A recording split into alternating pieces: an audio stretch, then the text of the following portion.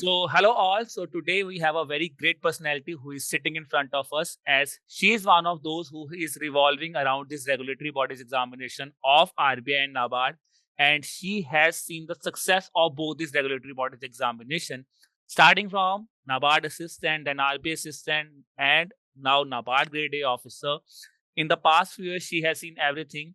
And if I talk about her personal life also, there also the regulatory bodies is playing a very prominent role, as her husband is also working in the RBI as a grade A officer. So welcome Arpita to the success story session. And first of all, we congratulate you for becoming the RBI grade B officer. Thank you. Thanks a lot, sir. So थोड़ा सा सबसे पहले तो मुझे यही discuss करना है, because बहुत बच्चे ऐसे हैं जिनके ड्रीम्स होते हैं to clear one of this examination, and you are one candidate who has cleared all these examinations. So first of all, little bit take us through this journey of this different regulatory body examination. How have you prepared and how have you come across these examinations? 2 minutes, sir. You are asking about journey or preparation? Journey. Journey. So I was working in a private company. जिसको government exam के preparation के लिए मैंने resign कर दिया था. I started my preparation for banking exams in 2017. 2017 में ही RBI assistant का जो notification आया था, I appeared for that. I could clear it in my first attempt, but then due to some legal case and all that, recruitment got stuck. उसके बाद I was appearing for most of the banking examinations, जिसमें से I could clear NABARD DA in 2018. 2019 में I joined NABARD DA, और उसी के immediately बाद अगस्त 2019 में RBI assistant का भी joining हो गया. I continued my preparation even after joining RBI because हमेशा से ऐसा था. Meanwhile all this 2018 में मैंने RBI grade B भी दिया था. In that recruitment I could reach till interview, but 4.5 marks से मेरा selection रह गया. तो back of the mind that was always there कि RBI grade B clear करना है. So I continued with my preparation. And I appeared for 2020 NABARD grade A recruitment. I got selected in NABARD grade A, joined NABARD as grade A in 2021 April. Meanwhile, in 22, I had some personal issues. My marriage was fixed and all that. So 22 का recruitment I could not appear. 23 में I appeared for RBI grade B and got selected.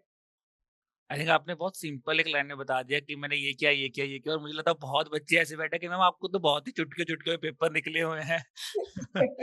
So if I talk about this examination, first of all, तो I just wanted to ask you कि जब आपने इन exams के बारे में सोचा, were you already clear about that thing कि this is my final goal, और you were just on that note कि नहीं जैसे जैसे एग्जाम आते रहते हैं करती जाती हूँ, because there are many bank examinations, और आपने by chance you were stick to the regulatory bodies examination which we can see. तो कैसे क्लैरिटी ऑफ थॉट इस चीज के ऊपर? जब स्टार्टिंग में प्रिपरेशन शुरू किया था उस वक्त तो कुछ पता नहीं था, रेगुलेटरी बॉडीज के बारे में पता नहीं था. देन प्रिपरेशन करते करते पता चलते गया, फिर पता चला कि regulatory bodies are the best organisations in industry to work with. तो when I cleared NABARD DA, after that I stopped giving commercial banks का एग्जामिनेशन. और फिर जब पता चला कि RBI grade B is the highest exam in the field, I was always focused towards that. So, मतलब आपका जर्नी गोल क्लियर था कि मुझे आरबीआई ग्रेड बी ऑफिसर बनना है. Yes, sir. And if I talk about you are presently working in an NABARD officer, there are many students who will be watching this video and are dreaming of becoming a NABARD grade A officer, which somehow is considered as a plan B to RBI. I'm not saying कि वो भी बहुत बड़ी organisation है, but is your thought on that कि नाबार्ड का work culture? पहले तो मैं दो क्वेश्चन पूछूंगा आपसे. सबसे पहला कि एक तो motivating factor which push you toward this RBI grade B, and second point is with respect to NABARD as an organization, उसका वर्क कल्चर कैसा है?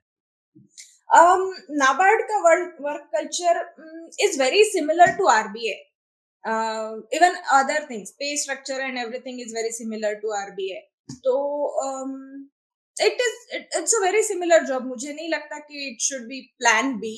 दोनों को we can keep on same pedestal and prepare.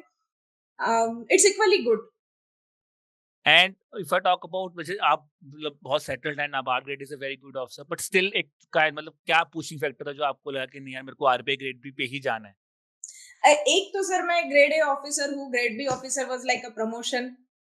दूसरा वो पहले से था 2018 से, जब जब मैंने पहली बार आरबीआई ग्रेड बी लिखा था, तब से पहले से पता था कि आरबीआई में जाना है।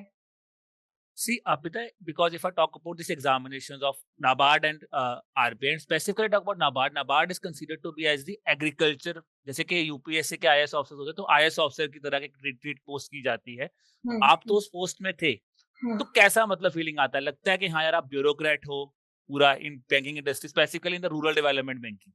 हम्म। हाँ sir, it depends on your department. मुझे नहीं पता ब्यूरोक्रेट जैसा फील होगा कि नहीं, क्योंकि मैं I was never a bureaucrat, but you have lot of power to bring change in rural scenarios. तो yeah, it can be compared to a smaller extent. Okay, and if I talk about, तो अब तो हमने नाबार्ड की बात की, but अगर मैं बात करूँ आपके role, you are saying that you were working in the refinance department, so how this thing has helped you in the RBI examination? Has it helped? NABARD ने कोई हेल्प किया आपकी इस एग्जाम प्रिपरेशन जर्नी में, क्या कंप्लीटली डिफरेंट सिनेरियो है? नहीं, completely different तो नहीं है। जैसे डिपार्टमेंट ऑफ रीफाइनेंस में भी, since the time I joined, I was mostly working towards the refinance of NBFC MFIs. So in that case, we have to go through the balance sheets, profit and loss statements of those companies. उनका ठीक से scrutiny करके you have to arrive at a decision कि कितना loan देना भी है या नहीं। In that रिलेशन मुझे एनबीएफसीज के ब्रांचेस में जाके विजिट करने का आई गॉट एन अपॉर्चुनिटी। तो directly indirectly I really think it help me in my preparation. Okay, and now if I talk about के we have talked about the culture here, आपने बोला बहुत balance life culture, तो मुझे बताइए कि generally क्या होता है, अगर मैं प्राइवेट सेक्टर्स की बात करूँ तो बहुत बच्चे बंदों का ये कंसर्न होता है, या फिर if I talk about the normal retail banking, many people have this concern कि सर बहुत लोड है, टाइम बहुत कम मिल रहा है प्रिपरेशन के लिए। What is the case in your scenario? Have you got ample amount of time for preparation for this examination, or it's similar to that कि काफी लोड है, लेट आना पड़ता है? नहीं, लेट आना पड़ता है ऐसा तो इट हैपेंस रेयरली। बट ऐसा होता है कि दिन भर ऑफिस में करके यू आर मेंटली एग्जॉस्टेड। थोड़ा सा टाइम मिलता है, 3-4 आवर्स भी मिलते हैं, तो भी in that time you don't feel like studying. पढ़ भी रहे हो तो you are not able to focus, और इतना सब कुछ होके फिर गिल्ट रहता है कि मुझे पढ़ना चाहिए and I am not studying. तो that's true for any working candidate में भी। बहुत कम टाइम मिलता है, और उसमें भी ऐसा नहीं है कि every time you are getting a time you are studying. मेरा नेक्स्ट क्वेश्चन मैं आपसे यही पूछने लगा था कि कितना डिफिकल्ट हो जाता है, एज यू हैव मेंशन्ड कि यार मेंटली टायर्ड हो जाता है, but still you have one thing in which you are focusing on, जो कि आपका ड्रीम भी है, बट कहीं ना कहीं बैक ऑफ द माइंड में मेरे को लगता है ये भी होगा कि यार नहीं, मैं अभी बहुत अच्छी पोजीशन में हूँ, अगर हो गया तो अच्छी बात है, नहीं हुआ तो कोई बात नहीं, I am still in a very good position. तो क्या वो एक स्ट्रेस रिलीफर होता है, या फिर वो स्ट्रेस और बढ़ा देता है? दोनों होता है सर। किसी किसी दिन में वो उससे स्ट्रेस बढ़ जाता है, किसी किसी दिन you are able to convince yourself, अगर हो जाता है तो ठीक है, नहीं होता है तो भी ठीक है, we are in good position. But हाँ, it's quite difficult to balance preparation with working. Uh, I mean, if you are a working candidate. Hmm. And if I talk about here, so Arpita, what was your routine? मतलब आपका क्या routine था? Because you came after the office, तो क्या आपका एक Hmm. Study plan था proper, या फिर था कि बस चल रही है तो चलने दो, मतलब देखी जाएगी, कोई चक्कर नहीं है? नहीं, ऐसा नहीं था sir. I started my this attempt. I started my preparation around November 2022. November 2022 के starting से we had formed one Telegram group जिसमें around 10-15 candidates थे. We used to assign target for ourselves, और every day there one or two candidates used to prepare a quiz, objective quiz. तो we had that target, आज इतना पढ़ना है, आज आज के दिन का करंट अफेयर्स और मैनेजमेंट से या फिर फाइनेंस से इतना, या फिर these 5 schemes we have to cover thoroughly. तो वो था। तो I did not have a study plan in a way. ऐसा नहीं था कि मुझे 3 घंटे या 4 घंटे ही पढ़ना है, बट मेरा ये था कि जितना टारगेट असाइन किया हुआ है उतना मुझे करना है। If that takes 1 hour, I will not study beyond 1 hour on that day. If that takes 3 hours, तो 3 hours उतना करना है। Okay. And if you are talking about this thing के 1 आवर और 3 आवर, बट फिर भी कहीं ना कहीं ऐसा हो जाता होगा कि कोई ना कोई टाइम तो ऐसा होगा when you felt burn out कि हम्म, मतलब हो ही नहीं रहा यार, आज तो नहीं होने वाला।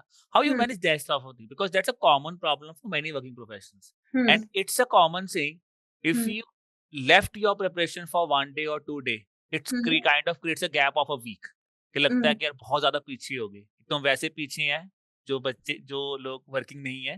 दूसरा लगता है अगर नहीं पढ़ेंगे तो और पीछे हो जाएंगे। तो आपको भी ऐसा लगता था कभी? हाँ, बट एक इफ आई फील बर्नआउट मैं नहीं पढ़ सकती तो मैं छोड़ देती थी उस दिन के लिए। तो what was your stress reliever that हाँ। At that day? मतलब क्या होता था, क्या करते थे? कोई कुकिंग वगैरह करते थे या गाने वगैरह सुनने बैठ जाते थे?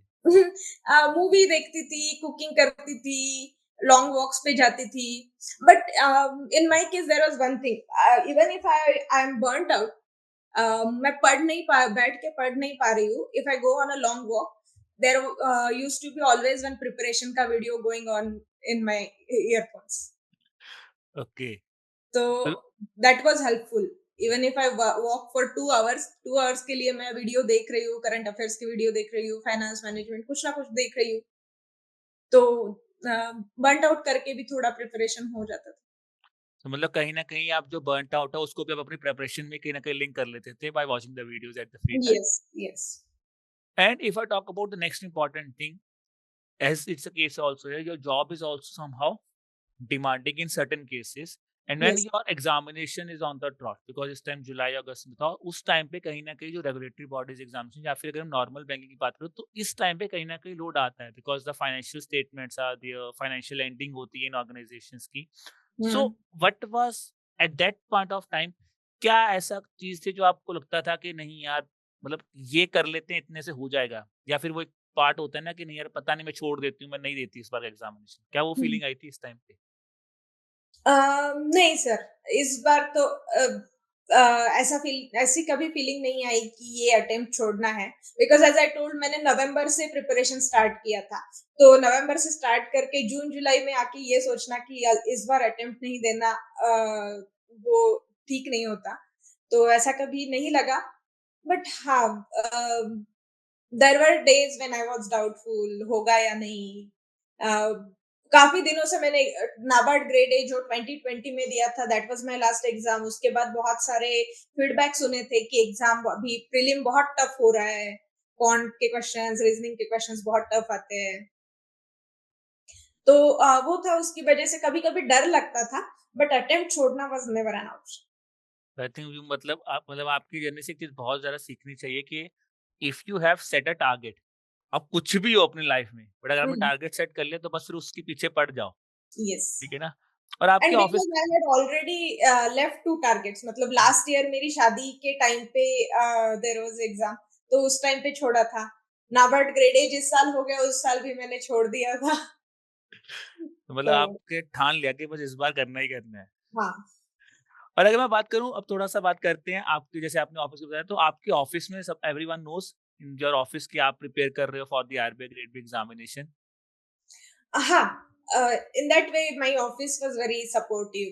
My bosses and all were very supportive.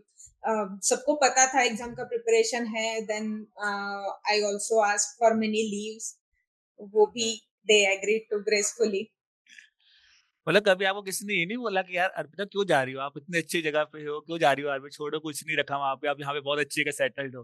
नहीं, ये इसलिए नहीं बोला गया कि everyone knows my husband is in RBI, so everyone was encouraging, ठीक है तुम चली जाओ। तो जैसे आपने अपने हस्बैंड का नाम लिया, I think your pushing factor, now let's talk about him here also little bit.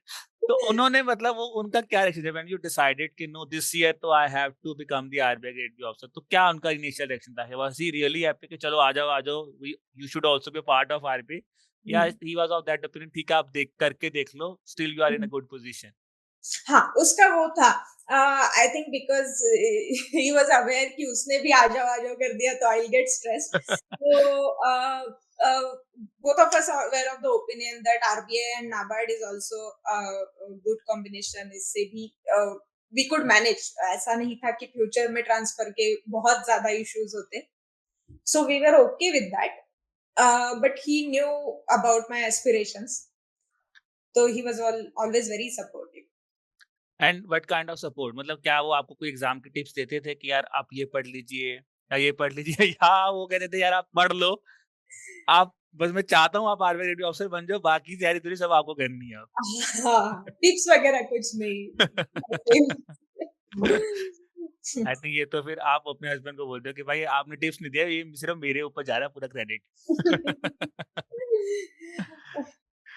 And if I talk about little bit about, मतलब कि जब आपने इस एग्जाम की पूरी प्रिपरेशन की, व्हेन यू गॉट सिलेक्टेड, आपका फेस 1 निकला या phase 2 was there, so at the time of interview has he helped you somehow कि नहीं यार आप ये चीजें पढ़ लीजिए, आरबीआई में ये चीज के ऊपर काफी डिस्कशंस हो रहे हैं या इस चीज के ऊपर चांसेस है कि क्वेश्चंस आपको पूछे जाएं at that kind of time? हाँ, there used to be usual discussions like this. उसके ऑफिस में जो कुछ भी चल रहा है, न्यू इनिशिएटिव्स बीइंग लॉन्च्ड, या फिर आरबीआई फंक्शंस एंड वर्किंग वाला जो बुक उसने पढ़ के रखा था, तो we used to have those discussions during our dinner time and all, तो दैट वाज हेल्पफुल। तो मतलब आपके हस्बैंड ने काइंड ऑफ एक बैक बेंचर रोल प्ले किया है, जो आपको हम्म। स्लोली स्लोली हेल्प करते रहे, बट उन्होंने ओपनली नहीं बताया कि मैं आपको सारी चीजों में हेल्प कर रहा हूँ। हाँ। And if I talk about the next thing here, जो जब आपका फाइनल रिजल्ट आया, ठीक है, हाँ। तो what was his initial reaction? Was he of that sort कि चलो भाई अब आप आ गए हो, अब आप भी आरबी में मैं भी आरबी में, दोनों साथ में जाया करेंगे और डिनर वगैरह खाया करेंगे लंच वगैरह खाया करेंगे, या what was his kind of reaction? Um, हाँ, he was very happy. Mostly we were relieved, अभी फिर से पढ़ना नहीं है, जो भी बहुत सारे वेकेशंस प्लान किए सब इम्प्लीमेंट कर सकते हैं। बाकी इतना दूर का तो नहीं सोचा था, डिनर साथ में करेंगे, लंच साथ में करेंगे, but he was really happy. And if I talk about the next important thing is कि if I the three best important things, if I just wanted to say you कि तीन ऐसी highlights जब आपने इस एग्जाम के बारे में इस साल प्रिपेयर किया, the three important topics या फिर थ्री ऐसे पॉइंट्स जो आपने बोला कि यार ये तीन पॉइंट्स मुझे इस पे काम करना है, because you are carrying an experience of this past examinations also, because you have already given this RBI assistant and NABARD assistant, you have already given RBI also. तो कोई हम्म। ऐसे आपने 2 या 3 पॉइंट्स अपने पास रखे होते हैं कि मुझे इस बार इस पे फोकस करना है and I could clear this examination? Hmm. Schemes पूरी तरह से प्रॉपरली करना, at least department of finance, department of ministry of finance, ministry of commerce के, that was one thing. Budget, management में मैनेजमेंट में I feel all the topics are equally important. Finance में I don't know. Ratios and all I had prepared. In my last attempt, I had not prepared ratios and all, तो इस साल किया था. But I am not able to pinpoint any topic like that in finance. Okay, so अगर थोड़ा सा मैं बताऊं, जैसे कि डिस्क्रिप्टिव अगर मैं बात करूं थोड़ी सी, जैसे Hmm. Descriptive is something new, because जब आपने क्लियर किया तो उस टाइम पे डिस्क्रिप्टिव अभी नया नया था, तो अब तो बिल्कुल डिस्क्रिप्टिव एक बहुत प्रोमिनेंट रोल प्ले करता है इस एग्जामिनेशन में। Hmm. Hmm. Hmm. And as you were mentioning कि यार मैं थोड़ा सा पढ़ रही थी और जो सारा कुछ कर रही थी, तो आपका एक मतलब जब एग्जाम बिल्कुल पास आ गया तो आपका एक टिपिकल रूटीन क्या बन गया था कि मुझे ये रूटीन एक फॉलो करना है? Um, मेंस के टाइम पे, प्रीलिम्स के टाइम, ओवरऑल जर्नी में? प्रीलिम्स के टाइम पे तो ऐसा था कि I was focusing solely on general awareness, क्योंकि क्वांट रीजनिंग इंग्लिश के बारे में आई वाज कॉन्फिडेंट, सिर्फ जनरल अवेयरनेस करना था। मेंस के टाइम पे the routine was not only for this exam, for all the exams. मेरा था कि एडुटेप के जो भी मैराथन सेशंस आते हैं, even it is for 4 hours, मुझे वो पढ़ना, मुझे वो पूरी तरह से देखना ही है। एक भी मिस नहीं होना चाहिए, वंस ट्वाइस ऐसे। तो वो एक नॉट टू बी मिस्ड मतलब रूटीन में पार्ट था। अपार्ट फ्रॉम दैट जो मुझे मतलब जो पहले से पढ़ा है, एक था कि कुछ नया नहीं पढ़ना है, अगर कुछ रह गया है और अब नहीं हो सकता, तो उसको छोड़ के जो ऑलरेडी मैंने पढ़ लिया है, उसको फिर से एक बार रिवाइज करो। And the most important thing is stick to one source, क्योंकि अभी इतने सारे सोर्सेस हो गए इंटरनेट पे, तो it is very difficult, it is very easy to get carried away. So that was there. As soon as prelims result was declared, I had decided I have to stick to one source. I don't want to miss any marathon session. Other classes के भी, not only editor, जो भी YouTube पे आते हैं, I never missed any marathon. वो जो exam के पहले आते हैं, because I have experienced that मैंने जितने भी एग्जाम्स दिए उसमें से बहुत हेल्प होती है, तो वो था and revision. And as you have just mentioned about your marathon sessions, so मैं थोड़ा सा पूछना चाहूँगा कि marathon sessions specifically if I talk about the phase one examination, because this year the phase one is really difficult. It was As you mentioned about general awareness का तो बहुत बच्चे बोल रहे हैं it's completely a hell kind of a thing, because बहुत ही ज्यादा difficult था और काफी बच्चे ऐसे थे जो कि शायद 80 क्वेश्चंस ही नहीं देख पाए in this examination. yes. तो वहाँ पे क्योंकि आपने बोला मैंने मैराथन इतने देखे, तो व्हाट वाज योर थिंग जब आप इस एग्जाम में बैठे कि किस तरह इसको अब अटेम्प्ट करना है? हाँ, मतलब जब एग्जाम स्टार्ट हुआ I did not expect it to be like that, but जैसे जैसे यू रीच टिल 10th और 20th question, you realise that बड़े बड़े क्वेश्चन है, और 10th और 20th क्वेश्चन तक तुम्हें ये भी पता चल जाता है कि बड़ा क्वेश्चन है, but first 3 lines you can skip, you read the fourth line and tick the answer. तो वो था जनरल अवेयरनेस के केस में। मैंने 10th और 15th क्वेश्चन के बाद में ऐसा स्टार्ट किया कि लास्ट लाइन पढ़ो, आंसर आता है तो टिक करो, otherwise you go to first 3-4 lines. वो था। क्वांट और रीजनिंग के केस में तो मुझ मतलब it was too difficult, expect ही नहीं किया था इतना डिफिकल्ट रहेगा। बहुत कम क्वेश्चंस अटेम्प्ट हो पाए थे, अभी अटेम्प्ट याद नहीं आ रहा, बट बहुत बहुत ही कम था। But the thing is I was sure that वो करेक्ट है। Okay, and you have just mentioned about quant reasoning बहुत डिफिकल्ट आया है। मेरे को आपसे से एक चीज पूछी जो आपने मुझे जो हमने डिस्कशन भी किया था कि you have been a good quants, you have been good हाँ, in quants and reasoning, your yes, father is a teacher of mathematician, ठीक है ना? यस। तो कहीं ना कहीं जब आप ही बोल रहे हो कि यार मेरे इतना डिफिकल्ट, और आपने कोई ओलंपियड्स भी जीती हुए हैं इन द हाँ, मैथ्स, ठीक है? यस। तो इतना ज़्यादा मतलब क्या होता है कि जब आपने इतना अच्छा परफॉर्म किया हो तो आपको एक कॉन्फिडेंस होता है कि I could score really good in this section, मतलब हुँ, क्वांट्स रीजनिंग तो मेरा स्ट्रॉन्ग पॉइंट है। हुँ, और जैसे अभी आपने बोला बहुत डिफिकल्ट आया था, तो what was your approach eight that point of time कि चाहे जितना मर्जी आता हो, हुँ। एग्जाम का काम है उसको क्लियर करना, तो आपकी वहां पे क्या अप्रोच थी कि मुझे कितने क्वेश्चंस करने हैं कि मेरा हो जाएगा? उम, हाँ, एग्ज़ाम के टाइम पे तो इतना भी टाइम नहीं मिला था कि सोचूँ कितने क्वेश्चन करने से हो जाएगा। एग्ज़ाम के पहले जो कैलकुलेशन रहता है दिमाग में, इतना कट ऑफ होता है, इतना तो मैं सॉल्व कर लूँगी। अ, वो था। एग्ज़ाम के टाइम पे आई डिड नॉट डिसाइड एनीथिंग, जितना हो सका उतना किया। As soon as you see really difficult questions, you get an idea that cut off कम जाने वाला है। तो even if you solve 5 to 10 questions, आपका हो जाएगा क्वांट में। सिमिलरली इन रीजनिंग थोड़ा ज्यादा, बिकॉज वेटेज ज्यादा है। तो इतना नहीं सोचा था ड्यूरिंग द एग्जाम कि कितने क्वेश्चंस करने हैं, जितने हो सकते हैं, but you should keep in mind कि निगेटिव मार्किंग बहुत ज्यादा ना हो।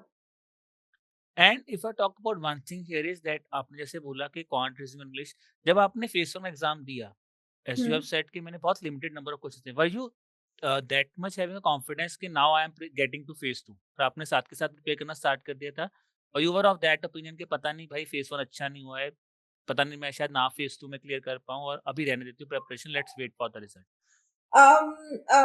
बाकी केस जैसे इंग्लिश, क्वांट और जीए के केस में I was confident.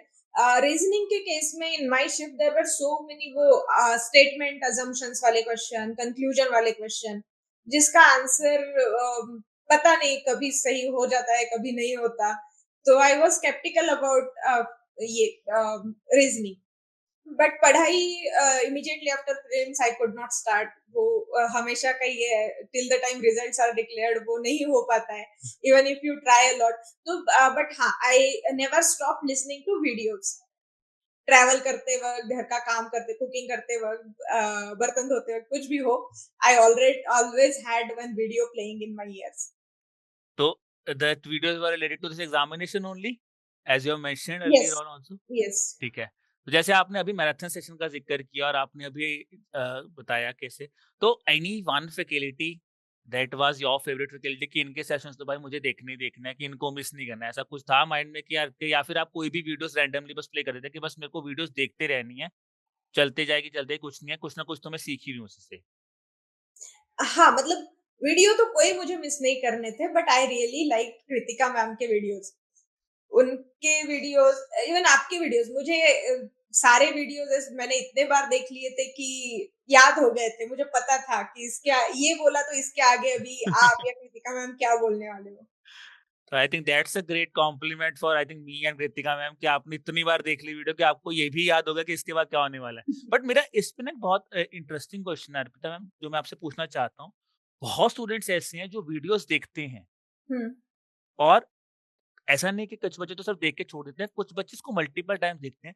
But hmm, what should be the best approach? जैसे आपने बोला मुझे याद ही हो गया था, और जब हुँ, याद हो जाता है तो हमारा माइंड बोलता है कि छोड़ दो, कि अब हुँ, क्या देखना, याद हो गया, अब नहीं देखनी वीडियो, कि हुँ, मेरे को आ गया सारा कुछ। तो हुँ, क्या एक ऐसा पॉइंट है जो स्टूडेंट्स मस्ट नो कि यार अगर आप वीडियो देख रहे हो, कोई भी देख रहे हो, चाहे हुँ, मल्टीपल नंबर ऑफ टाइम्स देख रहे हो, हुँ। ये चीज आपको जरूर फोकस करनी चाहिए, if you can guide students on those things.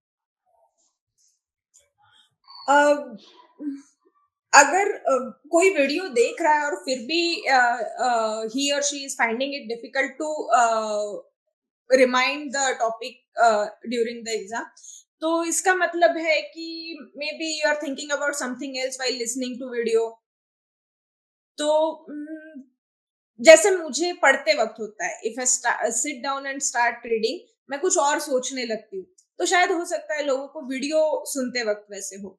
तो you really have to understand yourself, मतलब कैसे पढ़ाई करके यू फाइंड इट इफेक्टिव। अगर वीडियो पढ़ के तुम्हें नहीं हो पाता है तो better go with the PDFs और बैठ के पढ़ लो। वीडियो पढ़ने का बेनिफिट ये होता है कि you can study while travelling, कुछ भी कर रहे हो, इवन सोते वक्त भी। I had one video playing, उसको सुनते सुनते मैं सोती थी। तो बेटर यूटिलाइजेशन ऑफ टाइम होता है। If you can somehow, if you can manage कि वीडियो सुनते वक्त तुम दूसरे किसी बारे में सोच नहीं रहे हो, तो आई थिंक बेटर रिटेंशन में हेल्प होगी। आई थिंक आपका पॉइंट मेरे को लगता है वो बहुत आपने अच्छा बोला कि आप कुछ भी देख रहे हो, जैसे कि it's a kind of a thing, जैसे हम गाने सुनते हैं तो अगर गाना 2-3 बार सुन लिया और उसको बहुत कॉन्संट्रेटेड सुना तो याद हो जाता है। हम्म, वही सेम चीज़ वीडियो के साथ है। और hmm, do you make any kind of notes also? जैसे आपने वीडियो सुन ली इतनी बार, तो आपको कोई हम्म। नोट्स भी बना देते हैं डेली, कि कोई स्क्रिबलर्स बना लिया, कुछ ऐसा नोट्स बनाया, और यू वर जस्ट के 2-3 बार सुन ली, now I have an idea of that thing? नहीं सर, नोट्स मैंने नहीं बनाए क्योंकि मतलब सिंस द लॉन्गेस्ट टाइम मुझे हमेशा ये डर लगता है कि नोट्स बनाते वक्त मैं कुछ लिखने का मिस कर दूंगी, रिवाइज करते वक्त वो मैं फिर से मिस कर दूंगी। तो मैं हमेशा ऐसे डर के रहती हूँ कि मुझे नोट्स पढ़ते वक्त कुछ मिस ना हो जाए, इसलिए वीडियो देख लिया, नेक्स्ट टाइम मैं उसको 1.5 में 2x में देख लूंगी, बट मैं फिर से उसी से रिवाइज करती हूँ। आई थिंक ये आपने एक बहुत अच्छा पॉइंट बोला। I think this is also concern of many students कि नोट्स बनाते वक्त भी डर लगता है कि पता नहीं भाई सही बन रहे हैं, हम्म, गलत बन रहे हैं। Hmm, and now we have talked about phase 1, let's talk about phase 2। And hmm, there is one thing that I want to discuss again with you is descriptive answer writing. Hmm, objective तो you have watching the videos as you were mentioning, आप consistently देख रहे हो, but descriptive is one thing where your perspective matters first of all, hmm, and your typing speed really matters. Hmm, because you were a working candidate, so were you of that, because आप उस profile में भी नहीं जाके बहुत ज़्यादा typing आप करते हो पूरे दिन में, तो हम्म, ऐसा रोल भी नहीं है हमारा। तो उसको आपने कैसे पकड़ा कि ये एक सेंस ऑफ थॉट है जो काइंड ऑफ अलग है पूरे एग्ज़ाम में, और ये हम्म, बहुत हेवी वेटेज कैरी करता है हम्म। For talk about. तो how you started preparing for those things? To be honest sir, मुझे डिस्क्रिप्टिव के लिए बहुत ज्यादा टाइम इस अटेम्प्ट में I could not manage to give that much time. But ये और टाइपिंग स्पीड के बारे में, you don't really require outstanding typing speed. एक एवरेज, थोड़ा सा above average typing speed if you have, तो मैनेज हो जाता है. ऐसे नहीं कि बहुत ही फास्ट लिखना है. तो डिस्क्रिप्टिव के बारे में, I was preparing for SSC examination in 2018, और उस टाइम पे मैंने बहुत सारे एसेज की प्रैक्टिस की थी. And that time genuinely sincerely prepare किया था अच्छे से. उसके बाद I kept on giving NABARD grade A, RBI grade B, ये सारे एग्जाम्स दिए थे. तो जब मैं व्हेन आई वाज अनएम्प्लॉयड, उस टाइम पे इतना प्रिपेयर किया था डिस्क्रिप्टिव के लिए कि इस time without preparation, without much preparation also I could manage to reach the word limit, और in a structured manner, coherent manner, I could write the answers. तो वो है, मतलब इट्स नॉट ऑलवेज नेसेसरी कि तुम अभी इसी वक्त एग्जाम के पहले डिस्क्रिप्टिव की प्रैक्टिस करोगी तभी लिख पाओगे. ऐसा होता है ना कि last 4-5 years you have been writing, reading so much, तो पर्सपेक्टिव बन जाता है, and then you can write. I think आप एक सुपर वुमन बन जाओगे इस बार डिस्क्रिप्टिव आंसर को लेके, कि बहुत ही कम डिस्क्रिप्टिव लिखी है, पुराना एक्सपीरियंस कैरी किया. But I think that's one thing, जब आपने एक्सपीरियंस की बात की. But still if I talk about the examination, मतलब जैसे मैं डिस्क्रिप्टिव की बात जैसे हम कर रहे थे, what is the approach to write a descriptive answer? Because आपने बहुत ही कम लिखी है, और बहुत स्टूडेंट्स ऐसे होंगे जो शायद हो सकता है बहुत कम प्रैक्टिस कर रहे हैं. What should be their approach to write a descriptive answer?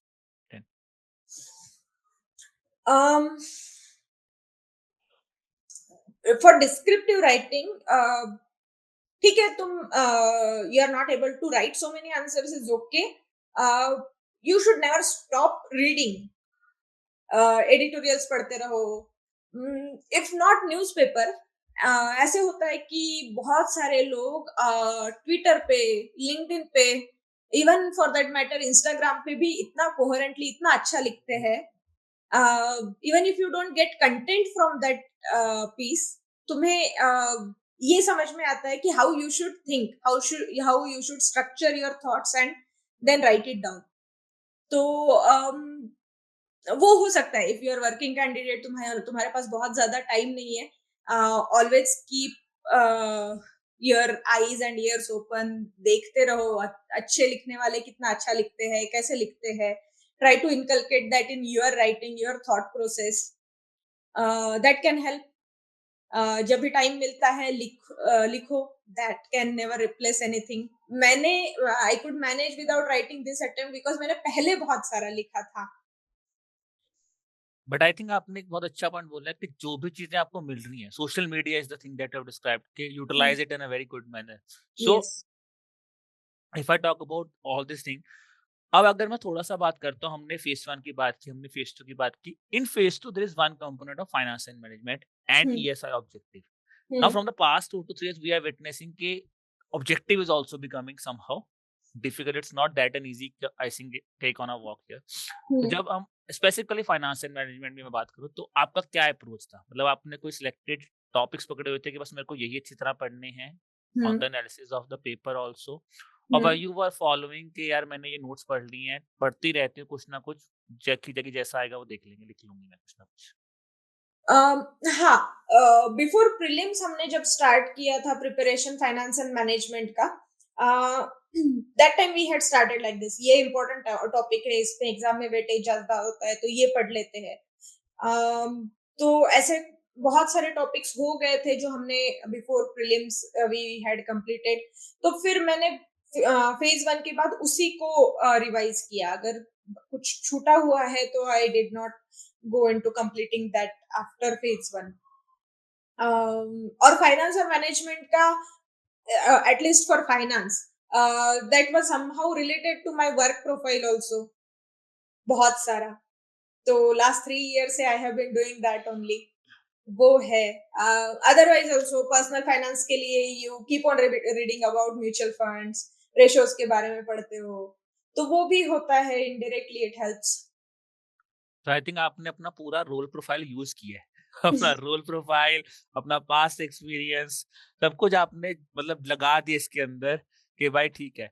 और एक चीज मुझे आपसे पूछनी थी, जो आपने अभी मेंशन किया कि आपने स्टार्टिंग बोला तो सिंगल सोर्स, कि मैं एक सोर्स पे स्टिक कर गई थी जब मैंने इस प्रिपरेशन जर्नी पे स्टार्ट किया। तो यस। क्योंकि देखिए management and finance we can talk about that thing also descriptive जैसे आपने बोला, बट फिर भी इन हम्म। एग्जाम्स में बहुत बार ऐसा थॉट प्रोसेस आता है specifically in the phase two examination कि यार आप बोलते हो 2-3 सोर्स उठा लो और उसको हम्म। कंपाइल करके एक सिंगल चीज बना देते हैं। तो आपने हम्म। कभी ऐसा चीज किया और आप कौन से ऐसे सोर्स पे रिलाई कर रहे थे कि यार बस मैंने ये पढ़ लिया, इसी को करके I should repeat revise it on a regular basis? हम्म,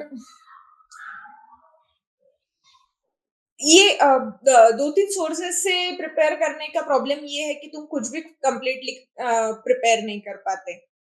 तो 3 सोर्सेस या पढ़ लो, 5 सोर्सेस पढ़ लो, कुछ ना कुछ छूटने वाला है।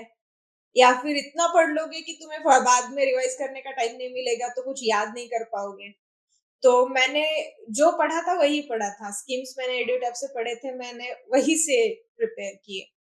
जो भी वीडियोस मैंने प्रिपरेशन के टाइम में फेज 1 से पहले, फेज 2 से पहले जो देखे हुए थे, I had saved it in one playlist. मैं उसी को जाके रिविजिट करती थी। मैं I never went to new source, क्योंकि मुझे पता था, आई नो माई सेल्फ, मुझे पता है कि मैंने बहुत सारे सोर्सेस अगर देख लिए तो मुझे कुछ नहीं आने वाला।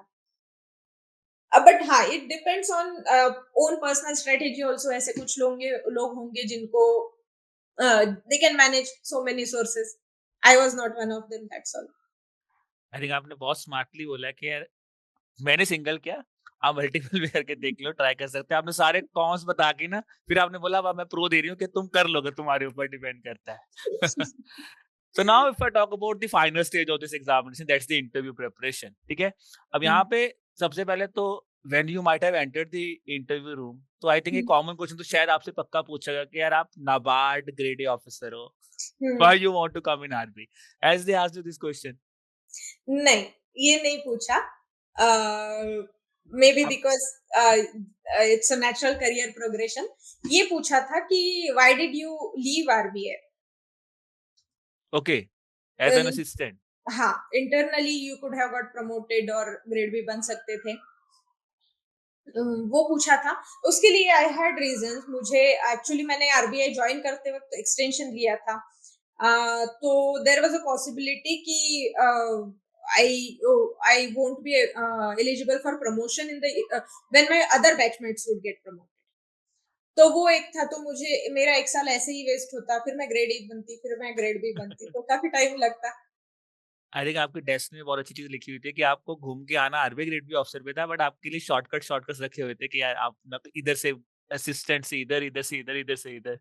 एंड शॉर्टकट नहीं थे सर, लर्निंग अपॉर्चुनिटी थी। Yes I think that's a great word to use, तो मैं उसके लिए बोलता हूँ कि लर्निंग अपॉर्चुनिटीज बहुत अच्छी थी। But now if I talk about here Arpita ma'am, एक मुझे पॉइंट याद करना है कि आपका because you were due to different examinations, तो कहीं ना कहीं थॉट प्रोसेस आता है कि इंटरव्यू बहुत ग्रिलिंग होगा, हम्म। कि बहुत ज्यादा पूछेंगे, बहुत ज्यादा। तो आपका इंटरव्यू कैसा था? मतलब आपने उससे पहले मॉक इंटरव्यूज दिए थे कोई? हाँ, दिए थे। एडुटैप का दिया था, अनुज जिंदल का दिया था, और एक दिया था, आई डोंट रिमेम्बर। तो मॉक इंटरव्यूज ने हेल्प की, मतलब क्योंकि आप इतने सीनियर लेवल पे, तो आपको कभी लगा कि नहीं यार कोई चक्कर नहीं, बिना मॉक के भी चल जाएगा, कोई ऐसा नहीं है? तो कितना हेल्प करते हैं mock interviews? Mock interviews on a moderate level, ऐसे नहीं है कि बहुत ज्यादा हेल्पिंग होते हैं, ऐसे भी नहीं। बट हाँ, you should not go without mock. एक वो प्रैक्टिस हो जाता है ना, स्पीकिंग टू 4-5 पीपल टुगेदर।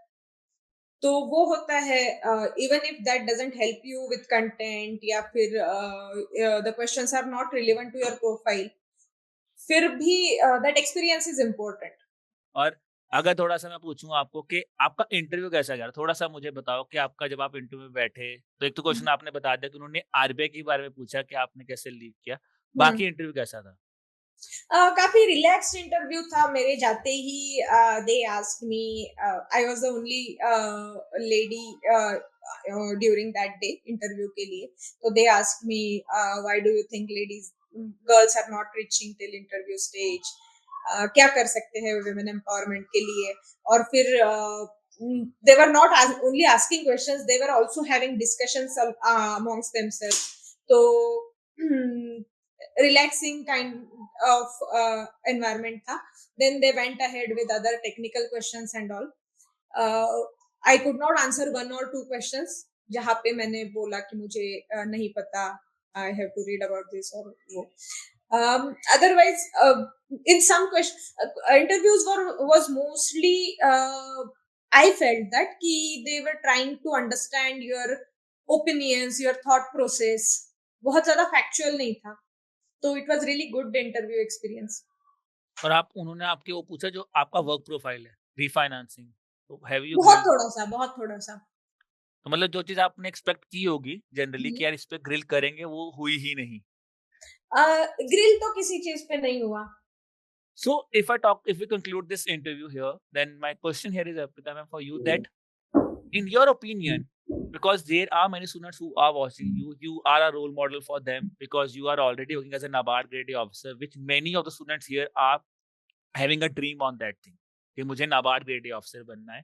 तो पहला क्वेश्चन तो मेरा यही है कि नाबार्ड ग्रेड ए ऑफिसर क्या, मतलब कैसा एटमॉस्फेयर, जो मैंने आपको पूछा भी इंटरव्यू में, थोड़ा सम अप करेंगे 3 पार्ट्स में, क्या ऐसी 3 चीजें नाबार्ड ग्रेड ए ऑफिसर को बहुत ज्यादा यूनिक बनाती हैं इन टर्म्स ऑफ आरबीआई से यूनिक बनाएगी। फिर दूसरा क्वेश्चन मेरा ये है कि क्या एक पुशिंग फैक्टर होता है जो कि बहुत बच्चे नाबार्ड में बैठे होंगे जो कि अब आरबीआई के लिए प्रिपेयर करने होंगे और आप उनके लिए भी रोल मॉडल है, तो क्या एक ऐसे 3 फैक्टर्स हैं जो कहीं ना कहीं आरबीआई के लिए हमेशा पुश करते ही करते हैं, even for the persons who are working in NABARD also?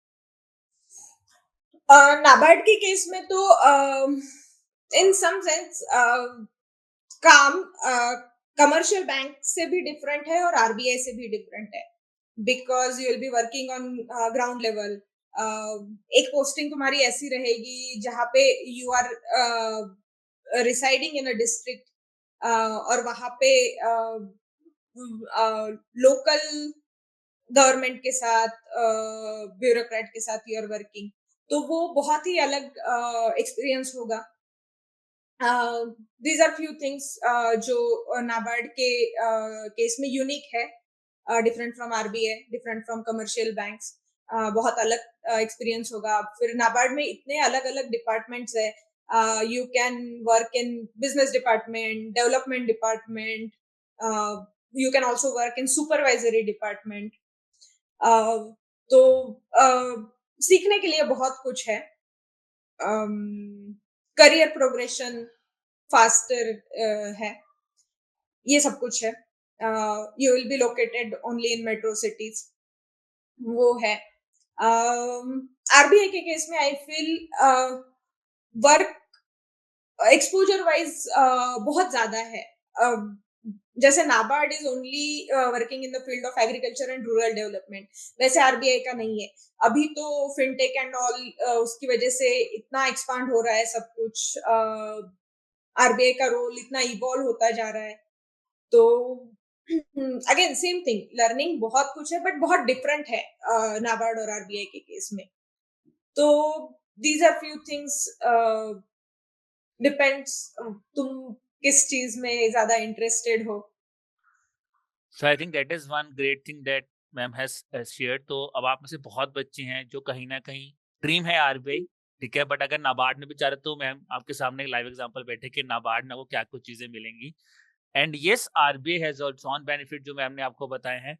So it was really nice talking to you ma'am, ठीक है, थैंक आपने यू बहुत sir, nice talking to you to.